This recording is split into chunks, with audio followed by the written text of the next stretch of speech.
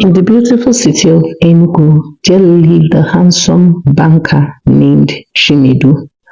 Chinedu is married to his beautiful wife, Ndidi.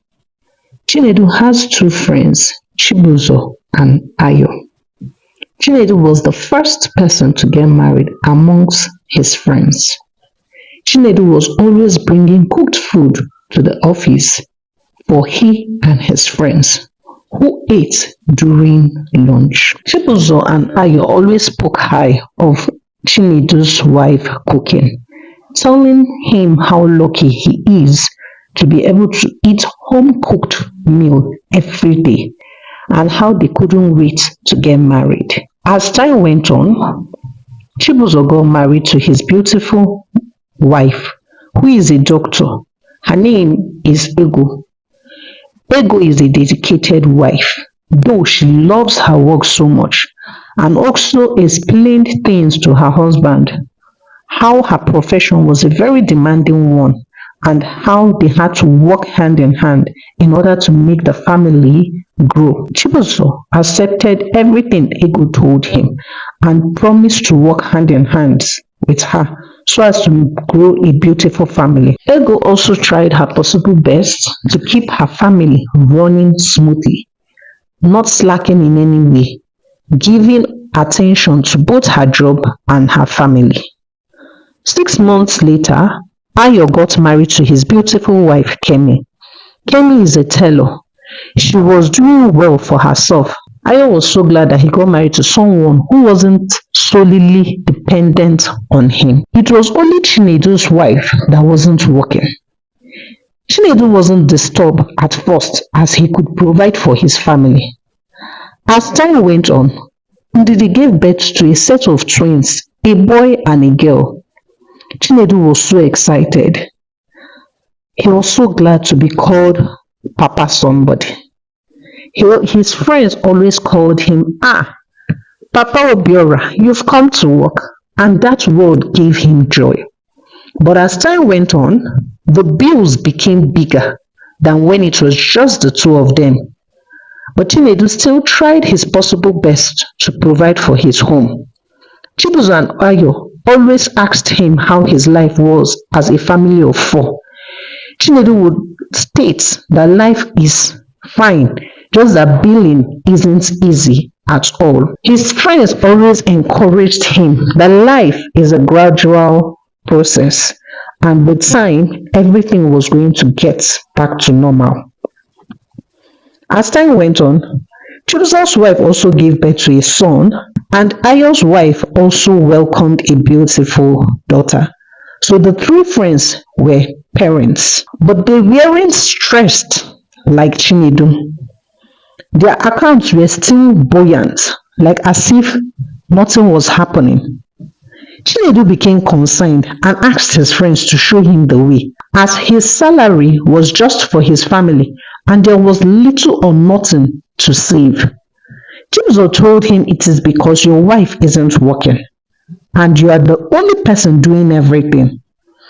Ayo nodded in agreement and told him, you can't tell me you want to save and you're the only person footing all the bills in your home. When were those days when fathers would do everything while the women stay at home and be a full-time housewife? Chibuzo stated that he can't get married to a housewife, a woman who isn't contributing to the family. No, so I'm going to now kill myself to be able to make them happy, Chibuzo said. But Chinedu tried to tell them that his mother was a full-time housewife who dedicated her entire being to guiding them, helping them become someone in life. So that was why he felt that his wife should also become a housewife. Not that his wife had not gone to the university. His wife was very learned. But when he said that, his friends told him, my dear, not now, as things have changed. Do you think things are the same way it used to be those days? Things are getting difficult. And gone were those days where people could feed from only one farmland. Now, even one farmland is not even enough for a family of three.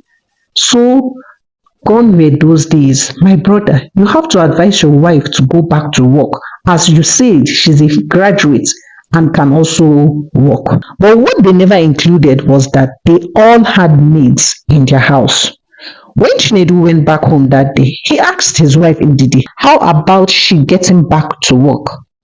Ndidi told him that she had no issues with it, as she only stopped work when Chinedu asked her to stop, as he promised to take care of her. So Chinedu told him, now I want you to go back to work as things are really getting difficult. The family is increasing in number and I will need an extra hand. Ndidi accepted to go back to work and told Chinedu that they would have to get a maid. She also told Chinedu to wait till the kids are 1 year and 6 months so as she could easily send them to a daycare while she was at work. But Chinedu refused getting a maid. He told Ndidi that he dislikes maid because he had heard terrible things about getting a maid, and also told Ndidi that his mother never used a maid while they were growing up.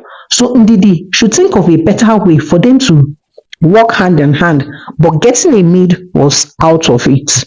Ndidi tried explaining how she couldn't do it all by herself, but Chinedu told her to think more about it. As time went on, Chinedu made it a national anthem in her ears, and Ndidi got tired of it, but she couldn't do anything on her own, as taking care of the kids is a full-day job, and even if she decides to take them to a daycare, someone had to pick them up when they close from the daycare each day. Chinedu's job was a time-demanding job, and he had to close most time by 6. Whereas if she was to get a job, there was no job that was going to permit her to close as early as 2 p.m. so as to go and pick her kids. She needed a balance between this, but Chinedu was finding it very difficult to understand her. So she hoped that Chinedu was going to gradually change his mind about getting a maid, but Chinedu refused. Soon, Chinedu started accusing her of finishing the food in the house. Chinedu started picking on everything she did. At any slight chance he got, he always called her a fatty bum, telling her how she had added over 10 kg after he got married to her. Didi became very uncomfortable in her own home, as Chinedu was trying to push her to the wall so as she could go get a job. He could see the way his friends, Chibuzo and Ayo, were doing well for themselves, but for him, everything he earned during the month had to come to his family. He wasn't happy anymore with it. He needed to start making investments for himself. But something he never knew was that he was lacking the proper way to communicate this to his wife, as he wasn't willing to get a maid and also wasn't willing to assist doing the house choices. Chinedu soon gradually stopped giving Ndidi money for herself, money for her upkeep. Whenever she demands for money, Chinedu was going to always tell her, you have to get a job so that you can take care of yourself. Is it not bad that you have to ask your husband for everything? Babe, give me money to make my hair. Babe, give me money to buy pad. Babe, give me money for cream. Babe, this, babe, that. My dear wife, go get yourself a job. Be financially independent. You don't have to solely depend on me for everything. Stop using the kids as an excuse, Chinedu once told her. Please, stop that. Try to figure it out. You're a woman. My mom single-handedly did all these things. So please, you're not the first woman to do it. Go get yourself a job.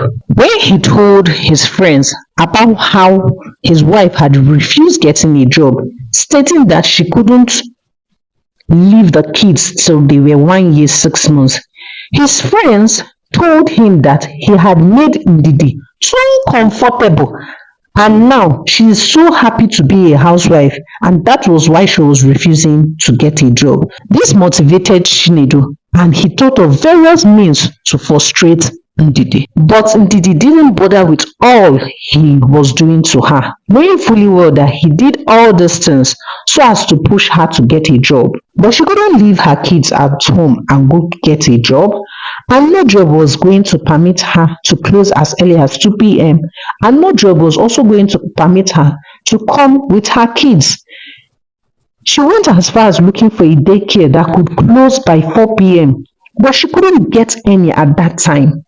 Things were becoming very difficult for Ndidi as her husband Chinedu, who used to be the once loving and understanding man, became very, very irritated with everything she did. Ndidi was trying her best to make him see reasons with getting a maid, but Chinedu told her, "Oh, you want to get a maid and increase the mouth I'm going to feed Opaya? I don't blame you. It's because you're not bringing anything to the table. That's why you don't know that things are very difficult. I am not permitting you to get any maid. What you have to do is to look for a daycare for the kids and pick them up when you're done from work." But did he try to explain to her that at times she might have to stay back and work extra? What will happen to the kids? Who was going to pick them up? And that was why she genuinely needed a maid. All her explanation fell on deaf ears. With time, Chinedu started buying foodstuffs by himself when he was returning from work. He counted every piece of meat. He counted the fish.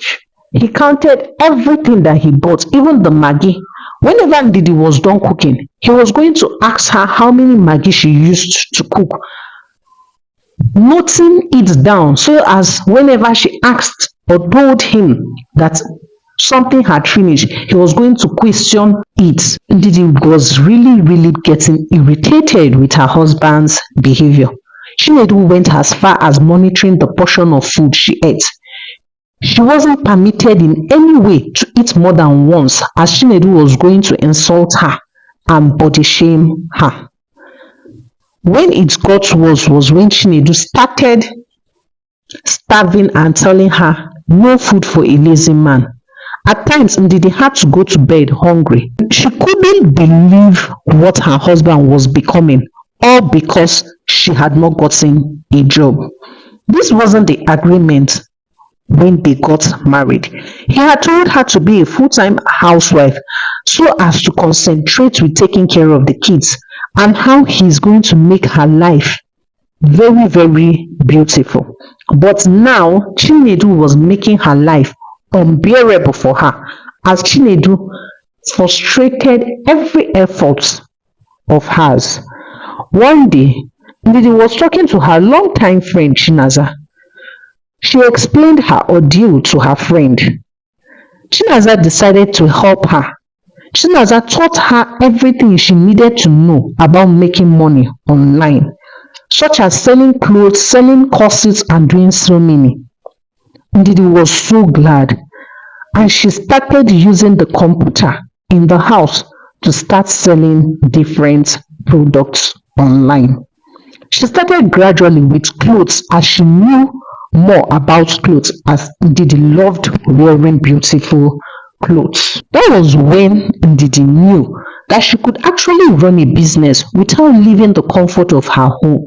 She was so excited as it was a win-win for her. But she refused to tell her husband, and she wanted to see how far he was going to maltreat her. But Chinedu didn't stop, as he never knew that his wife was already doing a business online. One day, the bank had a major issue and had to lay off some staff. During the meeting, Chibuzo and Ayo were the first people that were called. They were given their letter and a pay for compensation. Chinedu, where he was sitting, was seriously scared and praying that he was not part of the people that were going to be laid off, as he had no savings at all. But in less than 30 minutes, he was also called, and to his greatest surprise, he was also laid off. He came back home so frustrated, and he poured out his annoyance on Ndidi. But she didn't say a word. She just looked at him and told him that his food was ready. He went to bed that night and couldn't think of what to do. He had to go job hunting all afresh. Chinedu was so heartbroken, whereas Ndidi had to look for various ways of selling her business without her husband knowing, as her husband was going to be in the house for a period of time till he gets a job. One day, his friends Chibuzo and Ayo decided to meet with him. When he met with them, they told him how they had decided to start a new business. Considering their age, no company might be willing to take them at that time. And Chinedu asked them how they were going to generate the money. Are they going to take a loan? But they both said that no, that they already had a lot of savings and their wife had also decided to support them in their own little way. Chinedu was boiling with anger. He was so angry. He just kept on nagging and murmuring to himself. He felt so bad as he felt his wife was his major issue. He told himself, if only Ndidi was working, she would have been able to support me and I would have also started a business of my own.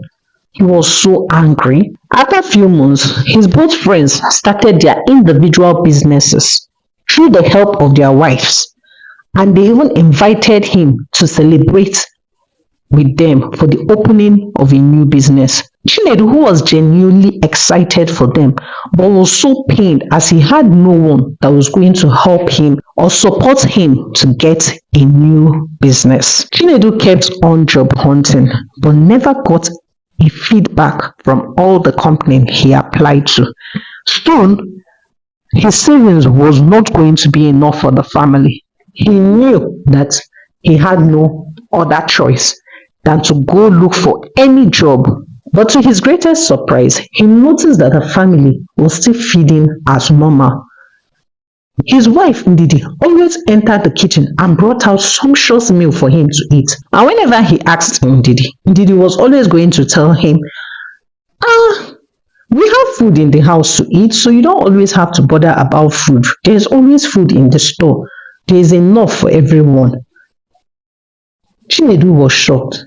Is it the rice he knew he bought? He saw the rice when the rice had gone down. Is it that same rice that is giving him more food? He couldn't believe, but at the same time, when he entered the kitchen, that same rice had not passed where it was. He felt that his wife was beginning to perform magic, but he did not question her. It was time for Chinedu to pay his house rent. So he decided to call his landlord in order to take permission from him, as the money wasn't complete and he was trying to run around to complete the money. But when he called the landlord to plead for few more days in order to pay him, the landlord told him that he was no longer the owner of the building. And Chinedu was shocked and asked him, so who is our new landlord, so that I can communicate with the new landlord? And the landlord quickly told him that his wife Ndidi, Chinedu, is the owner of the building. Chinedu was shocked. He couldn't believe his ears. He quickly called his wife Ndidi and asked her, are you the owner of this building? Ndidi knew that the landlord must have told him, so she accepted and said, yes, I am the owner of the building. And Chinedu quickly asked her, how did you get the money to buy this house? Ndidi looked at him and told him, I've been making sales online. I learned how to make money online, and ever since then, I have been busy making sales online. When last did you give me money to buy food? But you get to eat food every day. When last did you give me money to buy clothes? But you always see me looking good. Even the kids, I always get them clothes for their daycare. Even the kids, as you can see, they are not wearing the same clothes you bought for them. The clothes have been changed multiple times. Chinedu was shocked. He couldn't believe that his wife was this rich and yet did not say a single word. And he was always belittling her. Chinedu started begging for forgiveness. He pleaded for forgiveness, but Ndidi refused to listen, as she had seen the worst part of Chinedu. She never believed that her husband could do all those things to her, even went as far as starving her. Chinedu begged and pleaded for days, but Ndidi refused listening. She told him, "At least I'm not like you. I feed you every day, so I don't have issue with it. You can keep job hunting and see if a company was going to employ you. I don't have issues providing food in this home. But I, Ndidi, will never ever help you in any way as you refused to help me when I needed you the most."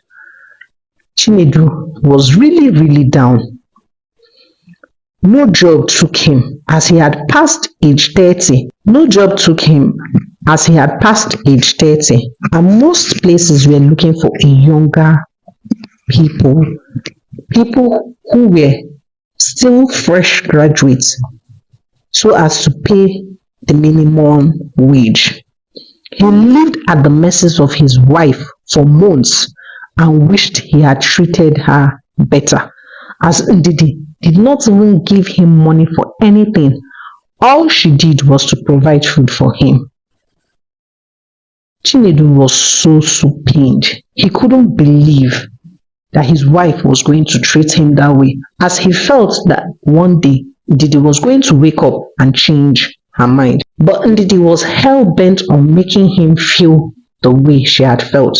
As Chinedu started helping with the house chores, Chinedu cleaned the house at times while she was cooking. Chinedu also helped to take care of the kids, not leaving the kids for only her to handle. With time, Chinedu learned how to bond with his kids. It wasn't just greeting them when they were sleeping or hugging them and handing them over to their mother after 10 minutes. Chinedu learned to do so many things: love his wife, care for his kids, and even help to do laundry. With time, he saw that there was a need for a maid, as some days when he was done with whatsoever he had to do, he was always tired, famished, could barely stand up from his bed. He understood what his wife was going through. He genuinely begged for her forgiveness and even told her that if she wanted to get a maid, she was free as to get a maid. Ndidi laughed and told him, "Oh, now you understand what it feels like to do everything all by yourself." Chinedu told her, "I am deeply sorry for everything I have done to you." As Chinedu and Ndidi walked towards becoming better, Chinedu dedicating himself into the family, doing most of the house chores when Ndidi was busy at work. One fateful evening, Ndidi came back as she told her husband she needed to step out to make some supplies.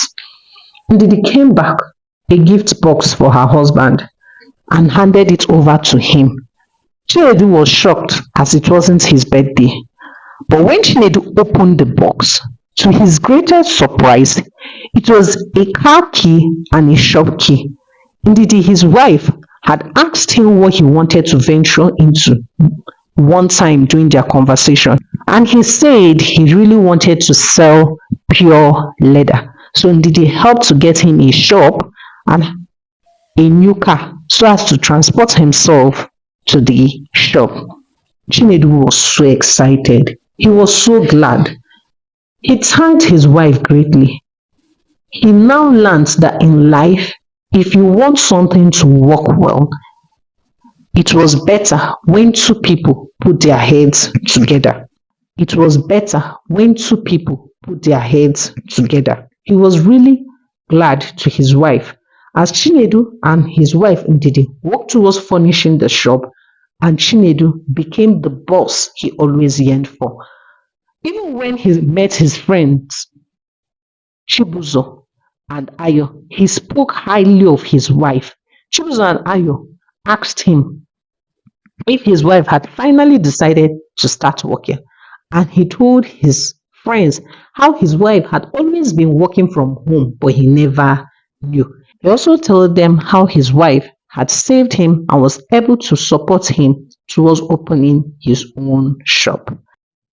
So we've come to the end of the story, and I have a question for you. What's your take in a woman being a full-time housewife? Do you think it's good or do you think it's bad?